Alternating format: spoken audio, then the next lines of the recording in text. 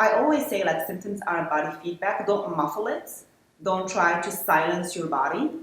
You have to listen. And the other thing that I've learned is even that I'm not made in Ikea. I'm a human being. I don't have any spare body parts. I cannot just remove my gallbladder because it's not functioning, or remove my ovary because it's not doing something. I do need all of my organs, and if they're not doing something properly, I want to go look for that cause.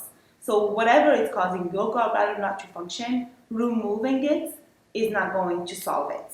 So it's changing that diet that's making the gallbladder being sluggish. Removing the copper iodine, in my case, that was making me toxic. Or removing the diet that I was eating, or whatever that was causing my hormones to go haywire, rather than just be like, oh, there is an extra ovary, let's just remove it. She has another one.